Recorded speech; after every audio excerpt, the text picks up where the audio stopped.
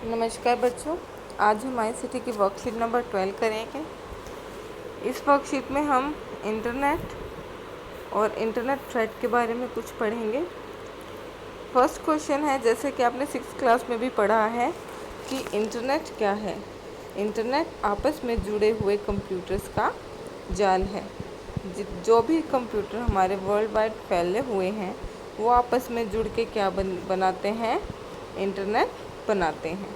ठीक है ना। तो ये हमारा क्या है, इंटरनेट है।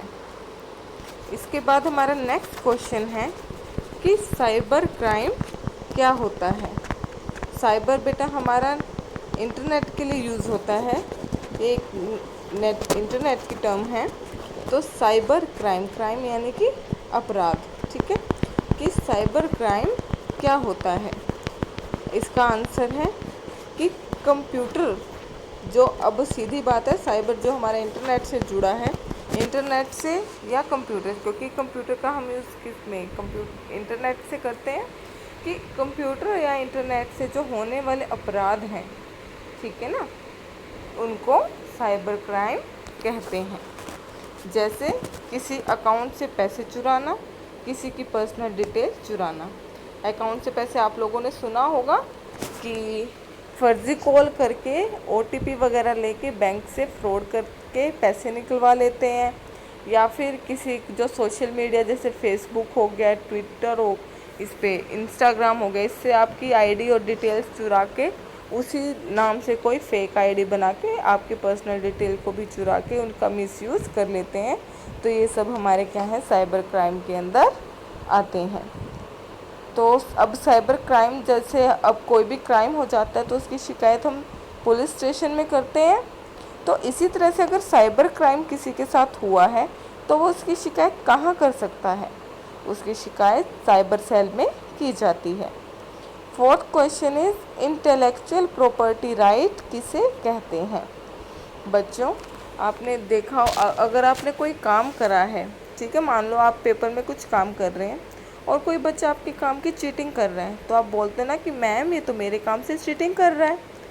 सेम बेटा, अगर किसी भी व्यक्ति का कोई काम हुआ है, ठीक है ना, जो उसके मौलिक काम का है, यानी कि कोई भी चीज़ का श्रेय उसके लिए है और उसके उस चीज़ का श्रेय कोई और बंदा ले, ठीक है ना, तो वो क्या है, गैर कानूनी होता है। ठीक है।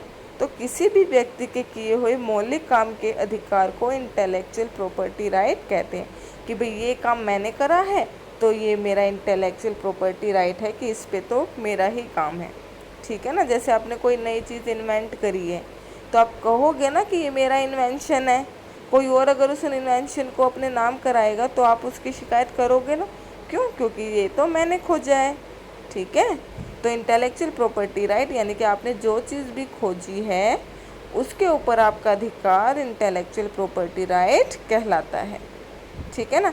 जैसे कॉपीराइट हो गए, पेटेंट हो गए, ट्रेडमार्क हो गए, ठीक है ना, ये किसी फर्म के नाम से या किसी पर्सन अपने इंडिविजुअल नाम से मार्क करवाता है। ठीक है ना। यानी कि ये काम जो है सिर्फ यही बंदे का अधिकार रहेगा, कोई और इसकी नकल नहीं कर सकता। ठीक है ना बच्चों। नेक्स्ट है कि ट्रेडमार्क क्या होते हैं। अब आपने ट्रेडमार्क कभी सुना होगा कि कोई भी व्यवसाय है उसका अपना एक ट्रेडमार्क होता है जिससे उसको हम आसानी से पहचान सकते हैं। ठीक है ना।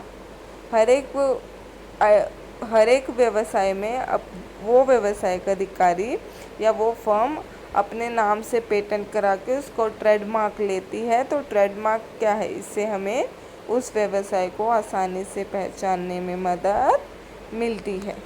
ठीक है ना। जैसे ISI हो गया है, ठीक है ना, तो ISI मतलब ये वाला निशान, जिस पे भी ये निशान होगा यानी कि वो ISI का उत्पाद है।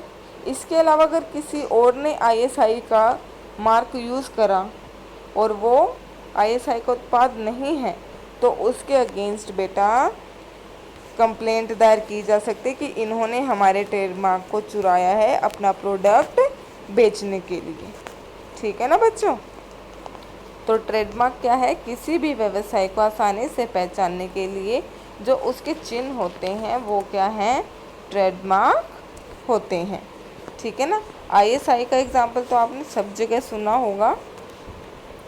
हमारा नेक्स्ट क्वेश्चन है कि मालवेयर प्रोग्राम क्या होते हैं। मालवेयर प्रोग्राम बेटा वो ऐसे प्रोग्राम होते हैं, प्रोग्राम क्योंकि कंप्यूटर के अंदर जो भी हैं वो सारे प्रोग्राम्स ही हैं, तो वो ऐसे प्रोग्राम हैं जिनसे आपके कंप्यूटर को हानि पहुंचती है। ठीक है ना। मालवेयर प्रोग्राम ऐसे प्रोग्राम है जिससे जो भी कंप्यूटर के अंदर आपकी सूचना है वो नष्ट हो जाती है। ठीक है ना। तो कंप्यूटर या उसकी सूचना को हानि पहुंचाने के लिए बनाए गए प्रोग्राम को मालवेयर प्रोग्राम कहते हैं। जैसे वायरस, वर्म्स, ट्रोजन हॉर्स, ये इसके एग्जाम्पल्स हैं बेटा। ठीक है। लास्ट क्वेश्चन है हमारा कि वायरस की फुल फॉर्म क्या है। वायरस की फुल फॉर्म है बेटा vital information resources under seize. सभी बच्चे इस फुल फॉर्म को याद करेंगे, ये इम्पोर्टेंट है आपके पेपर के हिसाब से भी, और आपको आगे चल के भी इस चीज़ की फुल फॉर्म पूछी जा सकती है। तो ये बच्चों आपकी आज की वर्कशीट है, सभी बच्चे इसे करके अपने मैम को भेजेंगे और इसके साथ साथ कोविड अप्रोप्रिएट बिहेवियर का पालन करेंगे, सबसे 2 गज दूरी बना के रखेंगे और मास्क और सैनिटाइज़र का प्रयोग करेंगे। धन्यवाद।